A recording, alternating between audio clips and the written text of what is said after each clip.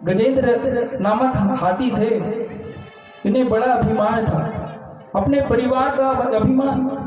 मेरा परिवार इतना बड़ा है, विशाल है, और उसी के बल पर वह सारे जंगल में राज किया करते थे, क्योंकि उनकी संख्या अधिक थी, उनका परिवार बहुत बड़ा था। वो सोचते थे मेरा परिवार तो इतना बड़ा है, मेरा कोई कुछ नहीं कर सकता, बस यही उन्हें अभिमान था। लेकिन भक्तों, जब भी अभिमान हमें आता है, और अभिमान ही प्रभु का भोजन है, अभिमान प्रभु कभी सहन नहीं करते, किसी का नहीं करते, अहंकार नहीं सहन करते। उसने उस जंगल में सभी जीव जंतुओं को डरा करके रखा था, इस जंगल का राजा मैं हूँ, क्योंकि सभी उससे डरते थे कि इसका परिवार बड़ा है, ये मृत्यु दंड दे सकता है। एक बार क्या हुआ, अभिमान के कारण वह गजेंद्र हाथी तालाब में जाकर के स्नान कर रहा था। अब उस तालाब में गया तो स्नान तो उसने कर लिया, लेकिन अपनी सूंड में जल भर भर के बाहर फेंकने लगा, जल का दुरुपयोग करने लगा। देखिए, हमें जितनी आवश्यकता हो ना, उतने ही जल की, जितनी आवश्यकता हो उतना ही जल खर्च करना चाहिए, अधिक जल को हमें बहाना नहीं चाहिए। गजेंद्र हाथी जितनी आवश्यकता थी उतने जल के बाद अपनी सूंड में जल भर भर के बाहर फेंक रहा है, उस जल को दूषित कर रहा है। अभिमान के कारण, अभिमान में मस्त है ना कि मुझे कोई रोक नहीं सकता, मुझे कोई कुछ बोल नहीं सकता। तब जैसे ही उसे अभिमान आया तो प्रभु ने उसके अभिमान को दूर करने के लिए एक ग्रह का रूप बनाया, और ग्रह ने जाकर के उस गजेंद्र हाथी के पैर को पकड़ लिया।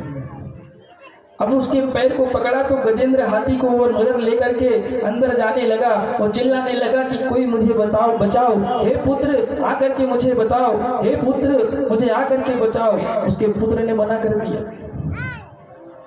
जब आदमी विपत्ति में पड़ता है ना तो कोई साथ नहीं देता, जिसका आप अभिमान करते हैं सबसे पहले वही छोड़ के जाता है। पत्नी को बुलाया कि देवी मुझे बचाइए, ये मगर मेरा पैर खींचे जा रहा है, ये मुझे मार डालेगा, पानी में डुबो देगा। उसकी पत्नी ने भी मना कर दिया, आप मरते हैं तो क्या हम आपके साथ हम भी मर जाएंगे, आपको बचाने जाएंगे तो हम भी मर जाएंगे।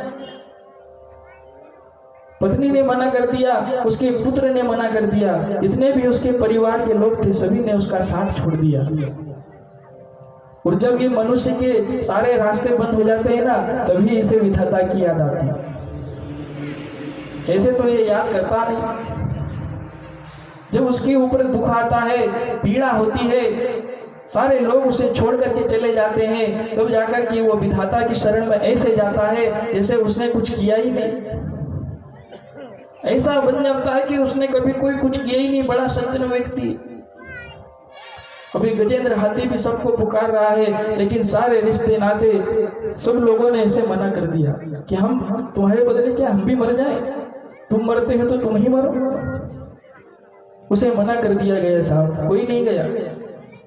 जब उसे सब ने मना कर दिया तब उसको एहसास हुआ कि मैं इस अभिमान में था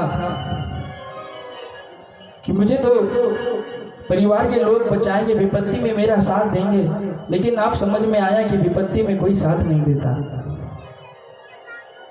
तो लगा प्रभु को पुकारने, हे प्रभु मुझे बचा लीजिए, हे प्रभु मुझे बचा लीजिए। अब प्रभु प्रभु चिल्ला रहा है, नाम भी नहीं ले रहा। अब भगवान ने सोचा कि कौन जाए, किस प्रभु का नाम पुकार रहा है, जिसका नाम लेगा वही तो जाएगा ना। अब ब्रह्मा जी सोचे कि शिव जी को पुकार रहा है, शिव जी सोच रहे हैं विष्णु जी को पुकार रहा है, विष्णु जी सोच रहे हैं ब्रह्मा को पुकार रहा है। अब प्रभु तो किसी का नाम है ही नहीं, सभी प्रभु। लगा प्रभु प्रभु जी पुकारने।